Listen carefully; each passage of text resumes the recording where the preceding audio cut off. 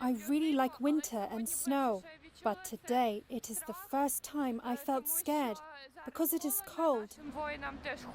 Our soldiers are cold too, and my first thought was to give money to ZSU.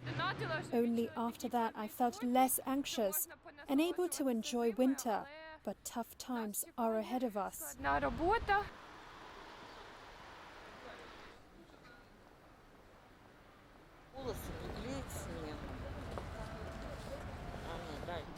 Children love snow. At least they have some sort of holiday. Wouldn't hurt to have a Christmas tree, at least a tiny one, as children need it. War is war, but kids need to be happy.